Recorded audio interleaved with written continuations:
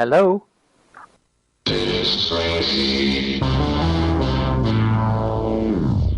Right, we're going back to 2008, and it's Onda International, and I was trying to find people to participate with me in inspirational speaking, people who were building up in the United States a reputation for being influential, to say the very least. And I've been contacted by Sharon Abbott, who was creating her own reality, and this was back in that time. And now she's involved in something really exciting for young kids who are disadvantaged in the States. And anyway, let's go and find out what it's all about.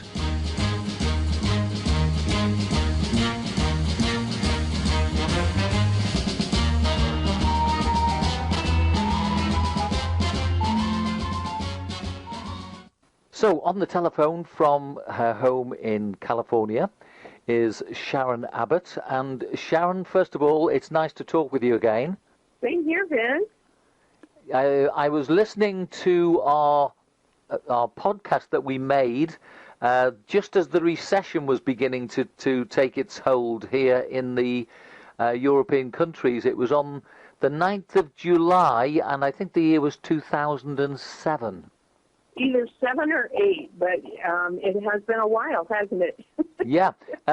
It's interesting because I've gone back to that to just listen to it before we spoke tonight, just basically to see how we both were talking and the sort of things that were of importance to us, you know. Obviously, the recession has been biting away. What happened for me was the radio company that I work for, they went to the wall. Not strictly true, actually. Our part of it was international, and it's a Spanish parent company. And rather than sort out maybe things that needed sorting out, they thought the quickest and most expedient way to solve a problem was to get rid of the people that were probably working as well as anybody else. But that's recession, and there's a lot of people who have suffered fairly similar fates over the last few years. You know, that's so typical when there's a financial challenge. You just start thinking companies lob people off, and they don't even realize that that's the one thing that they should not do. You know, I've seen that. There's a company here close to Monterey called the Institute of Heart Math, and they have interviewed every company and tracked their financial records. Not one company ever became more profitable for laying people off since 2003. I think that says it all, doesn't it? It does. Well, it does. And then the people who are left there become disgruntled employees. They don't work as efficiently, and the company suffers even more. Well, ours was a massive broadcaster throughout Spain, and we just had 2 stations which were international. We used the English language, and I was beginning to get people like yourself to make the connections across from the other side of the Atlantic, because I knew things were beginning to change. I knew things were beginning to be difficult for lots of people, and I knew that, you know, you've got to look for different ideas. You've got to look for different ways to solve your problems. And it was almost as if really they just didn't want to become part of really the way that was. Anyway, I don't think at that time you had started your current venture. Would that be right? The Ultimate Business University. It hadn't started then, had it? No, in 2000 is when the idea first came about. And then, you know that in 1998, my little brother ended up with colon cancer, and the hospital in Dallas infected him with HIV. So it really started about 2000. Oh, okay. So in actual fact, it had well started by then. It had, but it was more of a concept. And up until the last 5 years, so I would say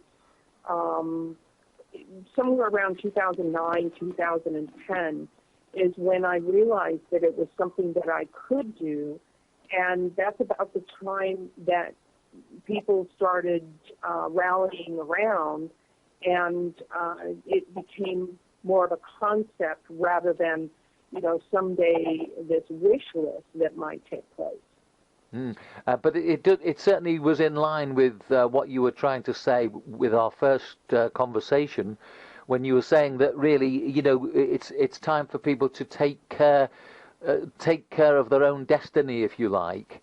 And it's quite strange because probably by speaking to yourself and Jim Bouchard and various other people, I started to make these podcasts and increase the net of the people that I speak with.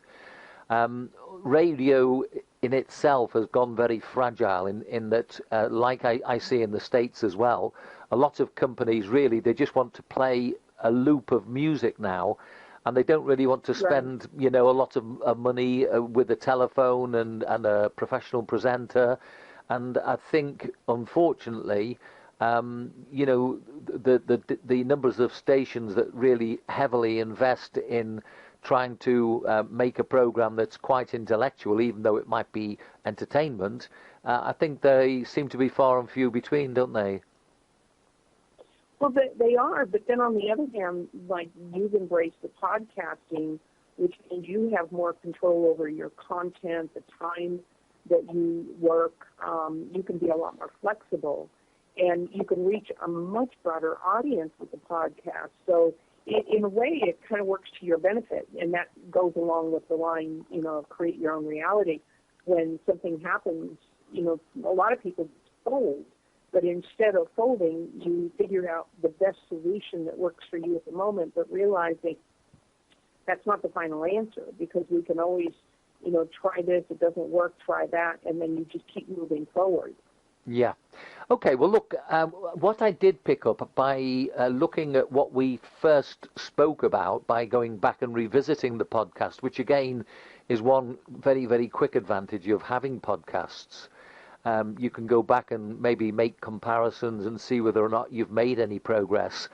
And I think I might not have told you, maybe during our first chat, that I had been heavily involved in youth unemployment schemes in the UK. I was in teaching, even though obviously I have a love of broadcasting and various other things. That was part of a job that I did. And it looks to me as if there's got to be some sort of similarities between what I was doing and what you are developing in the respect of taking school. And I see when you spoke to Clancy Tucker in Australia, he asked you the question about developing a school for kids at risk. Now, would you say that there's much of a difference between kids at risk and just kids who are out of work in general, finding life difficult, who have to be found something worthwhile to do? There's a big difference, Vince. What I'm targeting, and of course there's many different needs for youth under 21, but in the United States we have 200,000 children living on the street without an adult to protect them or provide for them. That's my target. So there are kids, of course, who are under 18 who need a job. There's kids under 21 who need a job, but that is not my target. All of the kids that I'll be working with, starting with the United States, and then we have 15 countries who have expressed an interest, including Australia, where we'll build a campus of UBU. We'll take these kids that have been just thrown away. There's no one really out there looking out after them. And we would give them the best education possible. So all of our education is going to be in multimedia. So math, science, history, English will look like a movie. And they'll take an hour class, and then they'll discuss it for an hour. Then they'll spend 2 hours in a multimedia lab to edit the discussion and then tag that to the original classwork.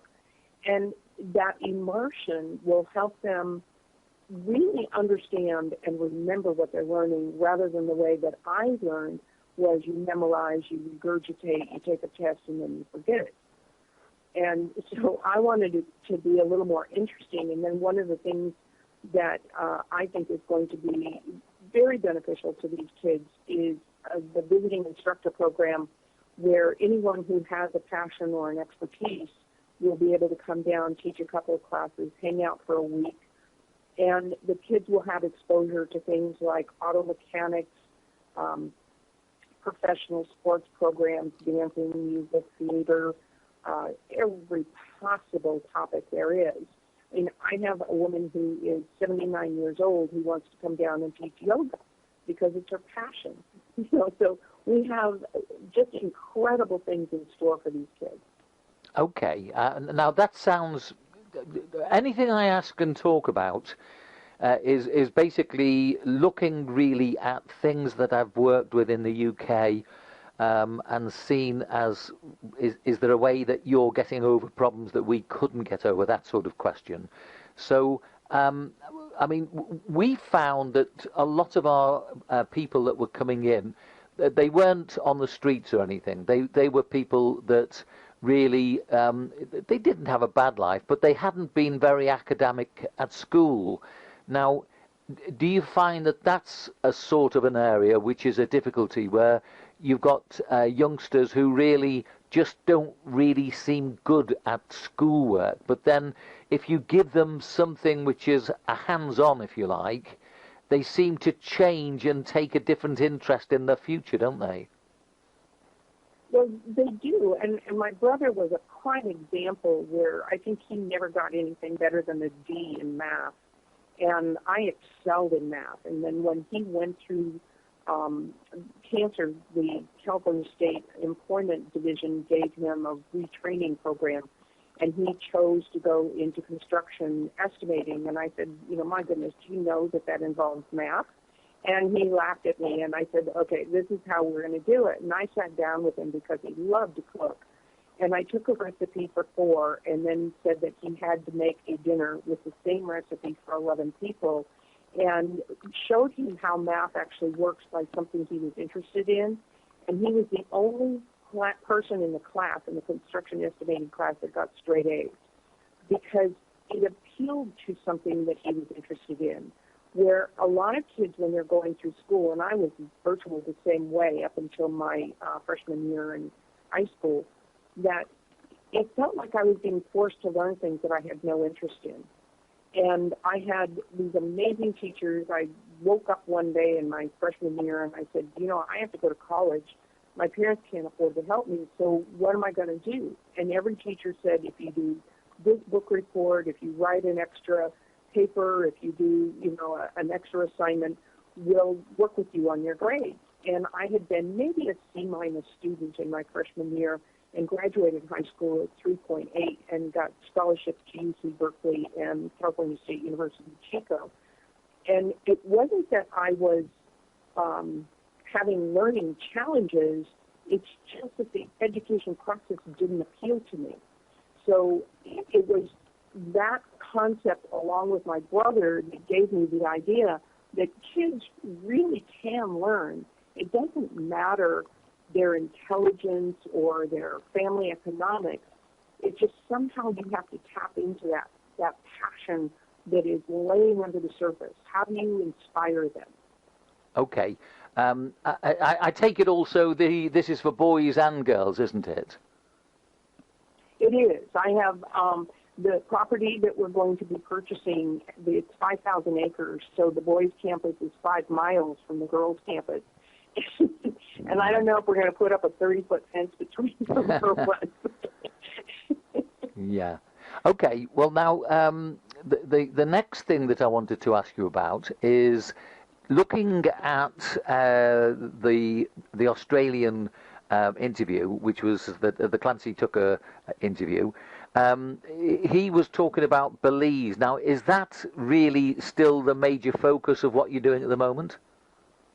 It is, and we're probably within 30 days of going to Belize and breaking ground. So my brother chose Belize because he said it was one of the last spiritual sanctions in the world that had been untouched. And so it's a land where, I'm in the San Francisco Bay Area, and the town just north of me is Oakland, and there's 650,000 people there, and it's probably 15 miles square, I would guess. And Belize is 180 miles long and about 60 miles wide, and there's 350,000 people in the entire country. So it's totally different than any environment I've ever been in since I was a kid. And so you can get things done. You can, start a project and have people engaged immediately. So I love the idea of the temperature, the weather. It's tropical. There's, just so much open space there.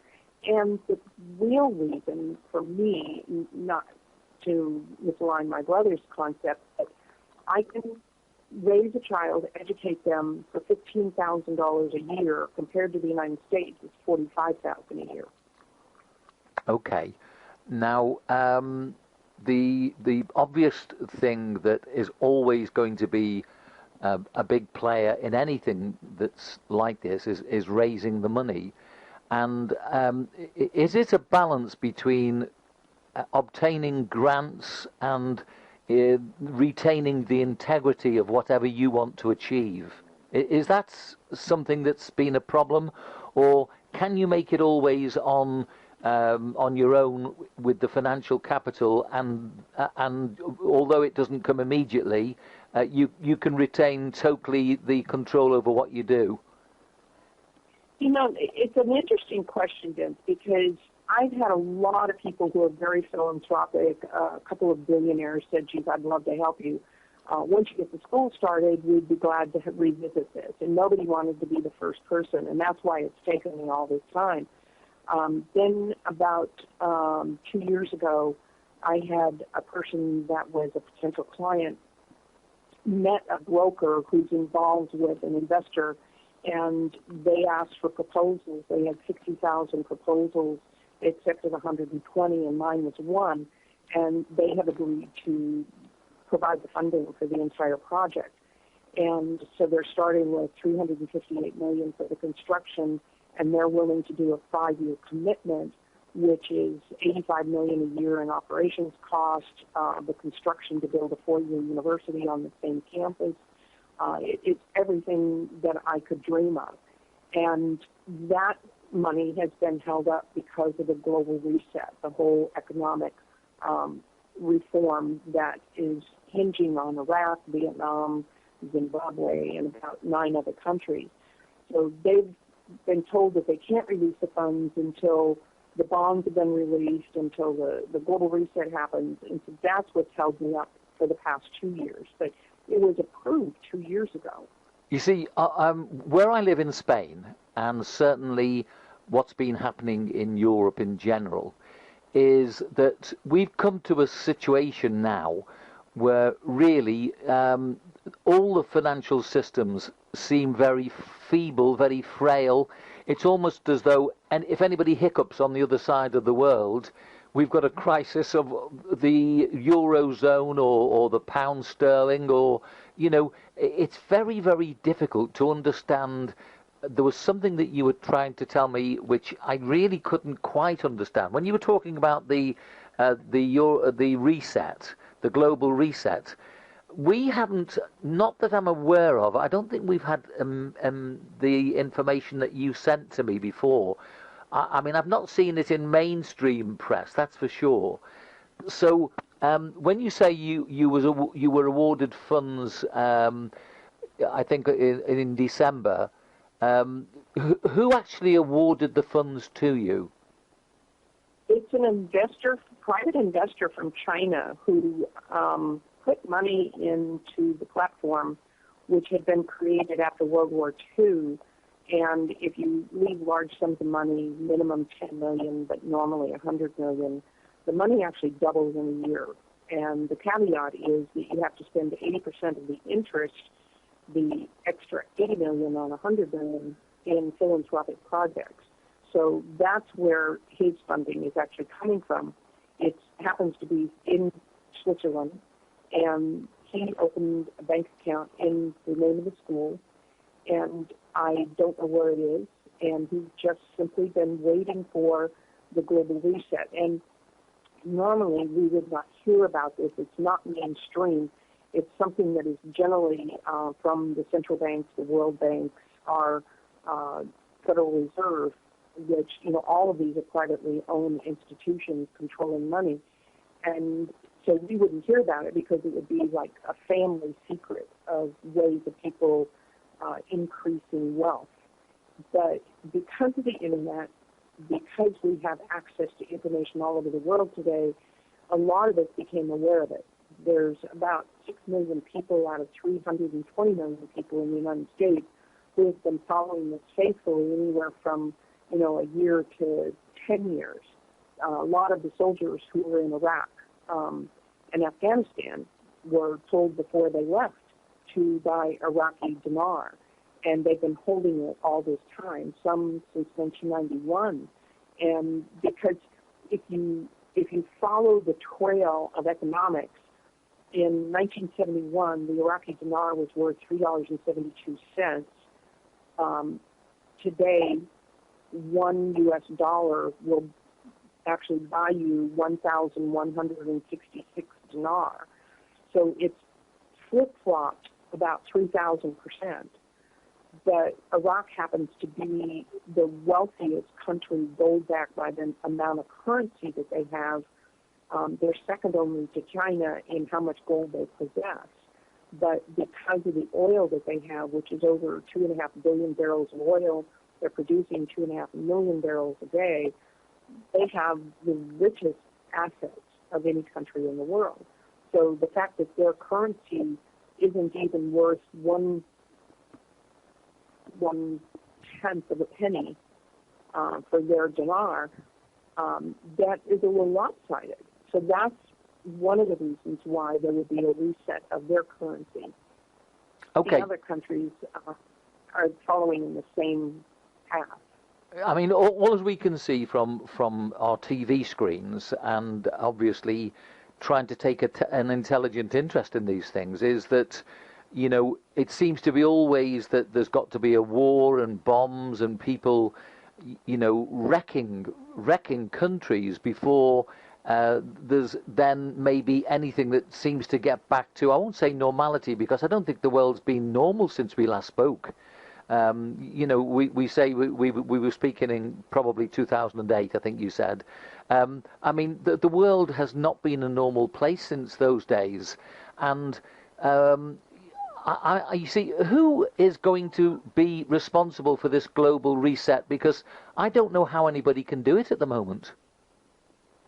Well, it's controlled by the IMF, the International Monetary Fund, Christine Lagarde, the UN, the Banking Information System, BIS, the World Bank, and they have all gotten together and they've decided that, this is the time to make this happen. It's only happened in our lifetime one other time before. It was right after World War II. And you remember back in 1980, I went to England and I was able to get £2 for $1. Yeah. Today, I only get, I think it's flipped. Like the dollar will only get me 0.64 of a pound. Yes. And so if you look at how the currencies have changed, in 20, 30 years, that's part of what the global reset is about. It's righting the countries who have the assets. Like the United States has not backed their currencies by gold since Reagan was president. Yeah. And the UN is furious that our Federal Reserve went and printed additional dollar bills last October.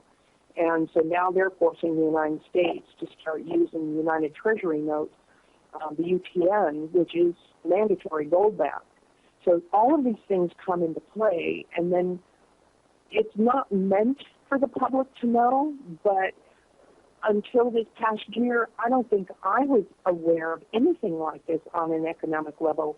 But because of the funding being tied into this, I have become extremely well educated in world politics and economics, because it directly affects me and the other people who are on the team. Yeah. Well, I was looking at the fact that you wrote, I've sold, hawked and traded for everything I have of value. I mean, this must be awful for you if you've done that, because you know, if you're anything like me, I've worked hard all my life. I've put my money, hopefully wisely, to one side, and now I'm not even sure that where we've made money, it's worth what we've worked for, because you know, we've had devaluations and we've had revaluations. We've had all sorts of sort of the likes of the MPs in Britain who have been found to be fiddling everybody. You've got governments that right round the European Union don't seem to have a clue about what really we're all about.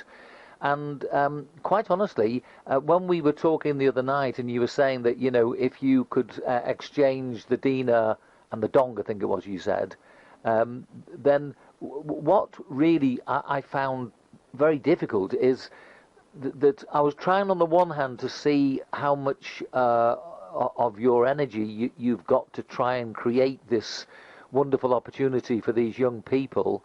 And offset against that, you've got these absolutely greedy capitalists who don't seem to care about anybody. In fact, the only thing they seem to care about is making sure that whatever they've got increases in value, no matter what anybody else has to suffer. That seems to be... You know, that's a good problem. You know, we've had greed is one of the oldest sins in the world, and when you look at the people like the Rothschilds, who have something like $9,000 trillion, and you think, what in the world are they ever going to do with that money? Because you don't see it out in the world helping poverty, stopping hunger, educating people. You know, so why is it that they're in a position to wreak havoc with other people who are trying to make something happen positively in the world? And there's thousands and thousands of people who have ideas for senior programs and youth programs and sports programs and veterans programs, and they're now being held up because these powers to be have found ways of stopping this revaluation from happening.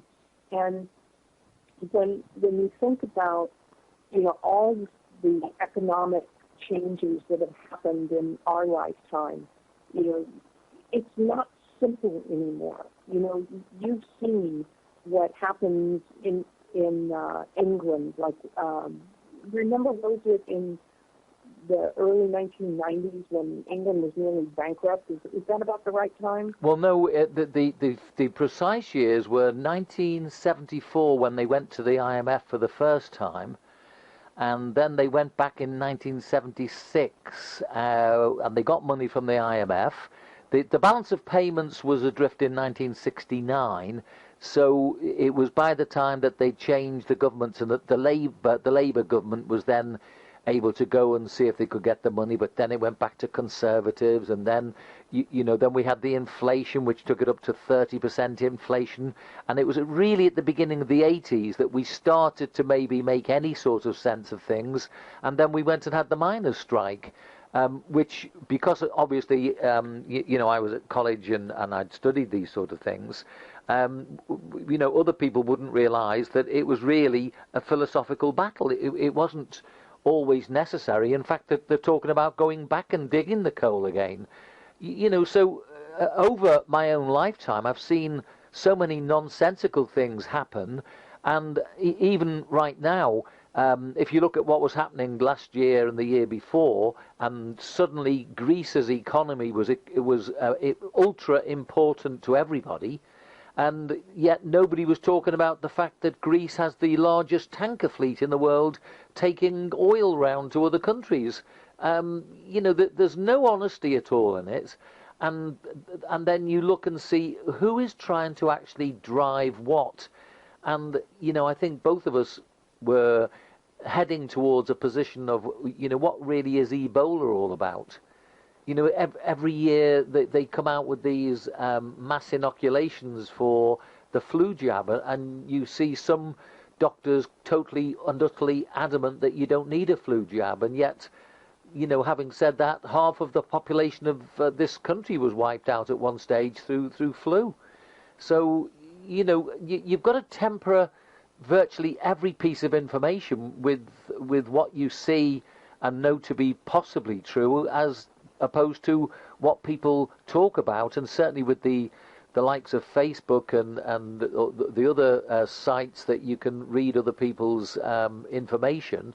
It does appear that an awful lot of people say things and they don't really know half of what's going on, which leads me to look again at what you have written, because, you know, I do try and take an intelligent interest in things like the exchange rates and why they happen that way. It seemed to me that China is investing in so many areas that suddenly, you know, America's going to wake up and think, hang on, China's everywhere. Why haven't we got ourselves right? And then, of course, you see that the American dollar hasn't got the strength. In fact, it was only 2 days ago I was reading somebody prophesying that the American dollar will go down and it'll be overtaken by the Chinese currency. And you know that there is evidence that there are possibilities of those sort of things happening. So it's China has vowed. Yeah, China has actually vowed that they will put an end to the petrodollar, and currently the U.S. dollar is worth 80% internationally. And once this global reset happens, which is one of the reasons why it's been delayed so often, is they're concerned that the dollar is going to drop to about 55 cents. And, you know, we have an enormous population who is on welfare and some kind of support from the government, and they're barely able to get by, you know, have food even. And what's going to happen if half of their income is taken away? So, you know, this is one of the reasons why it's been such a juggling act for our government to try to figure out how to second guess what can happen. And, you know, China and Russia, you know about the BRICS. It's, you know, Brazil, Russia, India, China, South America. They're actually just deciding that, is it not Polynesia, Indonesia, I believe, they're going to be launching a new World Bank system. And they have over $300 billion, and they're going to do what they can to eliminate the World Banks and privately owned banks and make them answerable to a larger government. But I was reading back in the 1980s that realistically capitalism will ultimately defeat itself. Now, you know, with any views about things like that, you were always accused of being a Marxist. But I think it seems to be a realist, because, you know, the ultimate aim of capital is to make capital. And if you watch the TV and listen to the business programs, etc., it would seem that so many people advocate just doing business and making profits, and it doesn't really matter what happens to anybody else whatsoever. So, you know, you get to a point in your life and you start reappraising, and I'm thinking to myself, well, hang on, we always used to have the capitalist system, and on the other side of the fence you had this, you know, the likes of the communist society, where people planned the economy totally. And, you know, when you actually look and see then where dictatorships have been in play, and once the dictators seem to have gone, you seem to have all these other problems. And of course, there are so many problems in the world at the moment that I don't think people anywhere have really got a clue which currency can be the strongest. And if it wasn't for the American army, who were prepared to actually do something, I say the army, I mean, you know, all the forces, if it wasn't for the American presence in the world, it's almost like, you know, the current problem of this Islamic State fanatical people, you know, they'd be running amok and nobody would do much about it. So at least it would appear to me that if we if we still have a strong America, we've got a chance to try and fight these things. Whereas, you know, it seems that so many people spend so much energy trying to just defeat America. I really, really can't get my head around that one.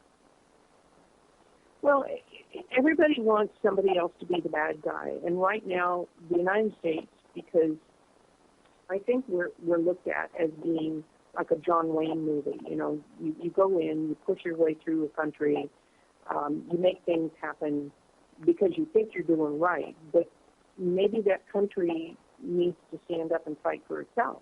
Maybe they don't have the resources, and that's why the United States shows up. Maybe the United States is there backed by the UN because the United States is known for having that kind of an attitude, but then the United States gets their foothold in economically in that country. So, you know, there's all these things that happen in the background, and literally until this past year, I had no clue how extremely complicated these things happen to be. And when we hear of something on the news, it's generally something, although it seems like it just happened, but it really happened 2 weeks ago, 3 weeks ago. Yeah. Or maybe we only hear a little portion of it, and we're not ever meant to know the whole story. I think you're right. I think a lot of the news is sanitized. Because I live in Spain, because I now can think in Spanish, I'm not totally fluent, but I'm not bad. I do watch the Spanish news, and I see that things that are shown on the Spanish television to the Spanish people here are not the same priorities, certainly, that the English people are shown on British TV, which we do have here as well. I mean, what really I'm trying to come to sort of a point of view in my own mind is how can anybody, not meaning any one person, but how can people best help you? Because really, your project seems to be hinging on what the political and the socio-political dealings of the world seem to be. You know, whatever way that pans out will be either to your benefit or to you, not to your benefit. Would that be the right way to look at it? You're right. It is, and that's what's made it so frustrating. Is that there's a country 7,000 miles from where I live, who every act that they take, every decision they make, affects me and the beginning of 6,000 children who are living on the streets, and this winter have no place to go to protect them from the elements. So it is extremely difficult to deal with this as a mindset that my life is controlled by politics and economics that have nothing to do with me or the United States, and yet everything to do with me and the United States. I think this is why I live in Spain now, because, you know, I came to a point in UK where, you know, you do your bit, you try and you try to use your integrity, you try to act honestly, and all around you, you see things that people at all levels are doing which shouldn't really be being done. If there's somebody listening into our podcast, if I can encapsulate what we've spoken about, really, you've been inspired by your brother, who sadly, you know, has now got a legacy that you want to try and help young kids who are not really the kids who have got the best chances in life, and you're trying to help them in an educational sense that's a bit different. You're trying to inspire them to get off the wrong road and get back on the beaten track and get themselves as useful members of society by going to a special educational place that you've got in Belize, but you can't get the money to actually get this really properly running until the world situation is sorted out. Would that be a fair analysis of what's happened? It definitely is. You've done that well. Okay, so if anybody is listening in, because obviously I'll be putting this out on the internet, if anybody might just be maybe a benefactor that's looking for something that they could help with, or maybe know somebody that would feel as passionate as you obviously do, because you've given up so much to try and get this going, what would they best be doing to help you? What would you like them to do? Well, obviously, if they can help with the funding initially, just so we can get started, that would be wonderful. But we're looking for teachers. We're looking for experts in every possible venue. We're going to be looking for, 6,000 pairs of tennis shoes and T-shirts and, beds and everything that you could imagine to, take care of these kids. So would these people be volunteers who would go to Belize and would work with you in Belize? Well, I do have full-time positions. The school will actually have 5,700 employees. There will be, I'm going to say 50% of those employees will be residents of Belize. They have a 13.5% unemployment rate. And the rest we want to bring in internationally. We want people who have a wide variety of experience that we can pass on to these kids. And would it be any use maybe approaching the universities in the United Kingdom and maybe Spain, but certainly those are the two countries that would spring to mind, to maybe see whether any educational programs could possibly offer students who might want to come out and do some sort of period of 6, 7, 8 weeks, 3 months, or whatever it would be, to gain experience abroad, but to give you also what you need? Well, we will have an exchange program, definitely. I'm trying to make it possible for any of the students who want to do university at sea. I just think the world experiences are invaluable. And I am seeing people who take advantage of being able to do these kinds of exchange programs, and it changes their lives. So I'm a big fan of that. Okay. Right. So what about a contact detail or the best way for somebody to get in touch with you, the email and the website and that sort of thing? Could you give that information out? Absolutely. My email is Sharon@ultimatebusinessuniv as in Victor.com. It's ultimatebusinessuniv as in Victor. My phone number in the Bay Area is 510-467-3402. And the website, of course, ultimatebusinessuniv.com. And any ideas, any connections, I am wide open.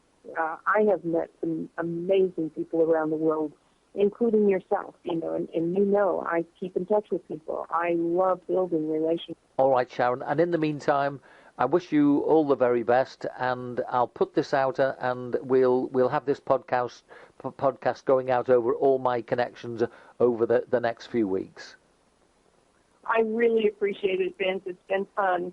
All right, Sharon. It's lovely to talk to you again. And obviously, I wish you well in your project.